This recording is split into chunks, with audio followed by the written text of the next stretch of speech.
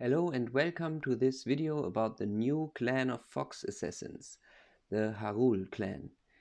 Tomorrow the clan introduction event will start, so I believe it is important to make a decision soon as to are the new Harul champions worth it, or should we maybe skip this event and wait for the next clan to be introduced?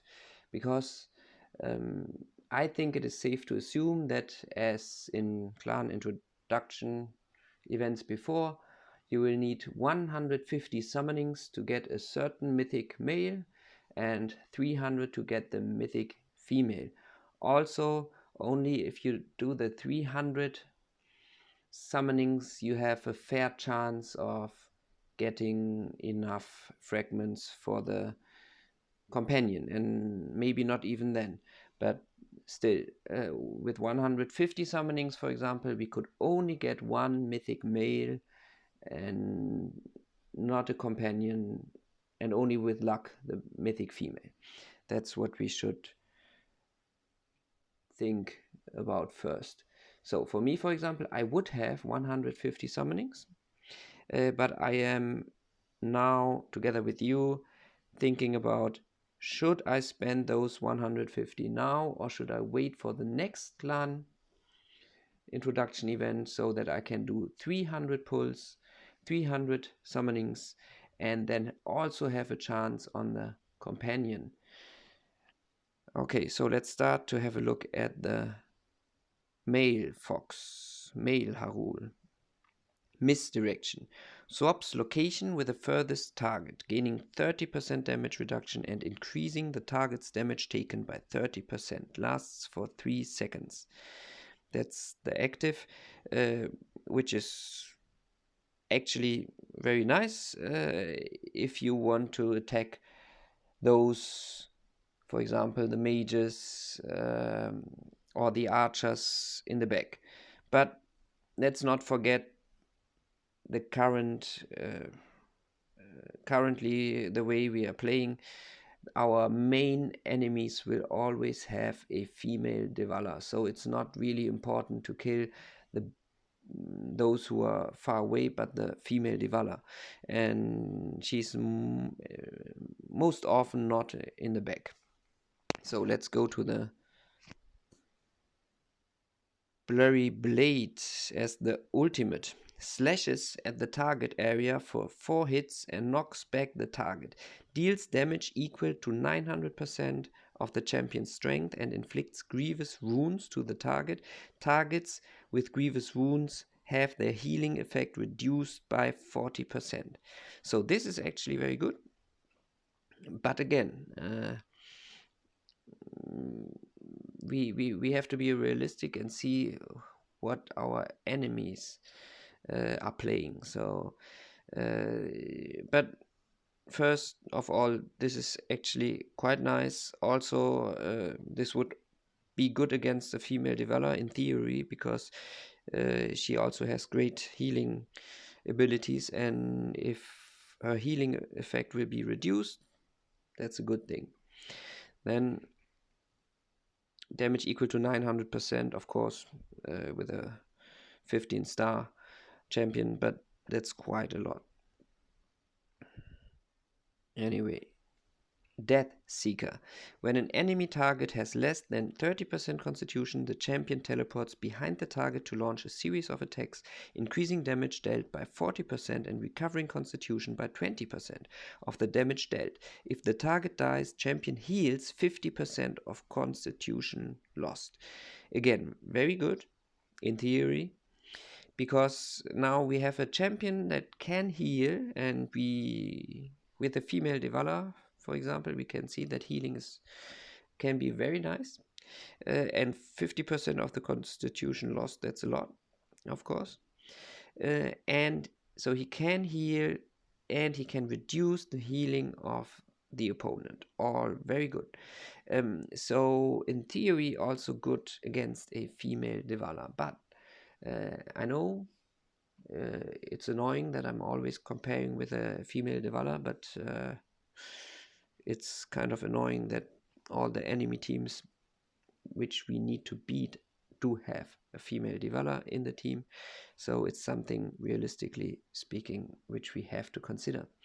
So against a female daevala, this in theory would be good, but will he survive long enough to even have any effect? Because we know normally with a female daevala in the enemy team, let's say you also have a daevala, then your daevala is the last one to stand, and you will see which daevala is stronger. That's simple.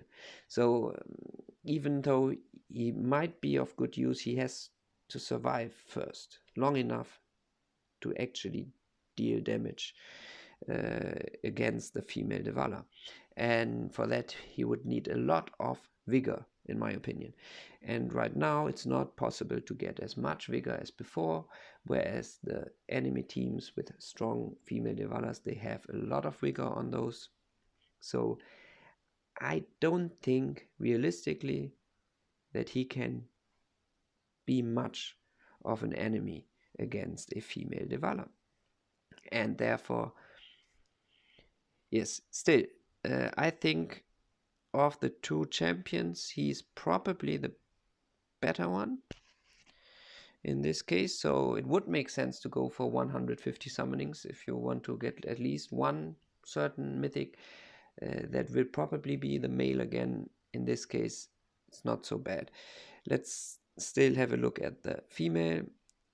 Shadow Sting flashes behind the target, gaining 25% damage reduction for 4 seconds, making them, and throws a number of daggers at the area in front of the champion, marking them. The daggers deal damage to all targets along their path by 350% of the champion's strength. The champion can retrieve the daggers and deal additional damage to the marked target by 120% of the champion's strength. Okay, I will be a bit quicker about this now. We have the blade dance, also marking the target and releasing a flurry of daggers, dealing damage equal to 500% of the champion's strength. So it would make sense for either one of those Harul champion to give them brutal. They need a lot of strength. Also resets active skills cooldown time. As daggers fly to the marked target again, they deal additional damage equal to 240% of the champion's strength. Normal attacks mark of assassin. Normal attacks mark the target for 10 seconds. When a target has 3 stacks of marks, an explosion will be triggered, dealing damage to all targets within range by 300% of the champion's strength, healing the attacker by 30% of the damage dealt by the explosion. Also quite nice. But yeah, I'm not sure, but I still think in theory the male would maybe be a little bit better. But again, in theory. So to come to a conclusion, we need to think about one more thing. I don't know if you have seen the clan introduction video, and in there they also tell us about the clan trait. The clan trait is quite good.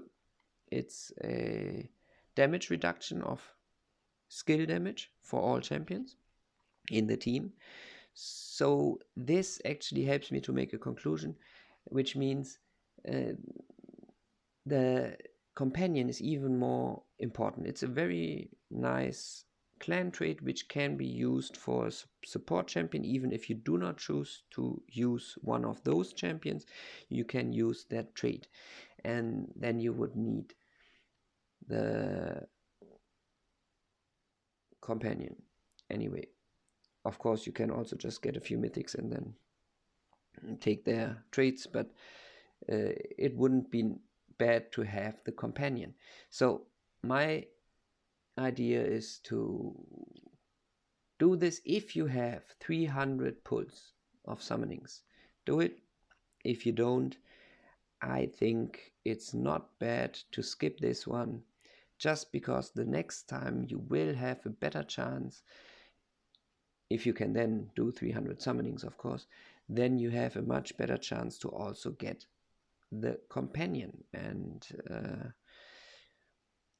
although they do seem to be quite nice as champions with very nice specialties. I do not recommend using the summonings during this clan introduction event because realistically they cannot do much against a female daevala, so I don't think they are necessarily a good addition to your team, especially as long as we cannot put so much vigor on our champions. Okay, thank you, and see you in the next video maybe.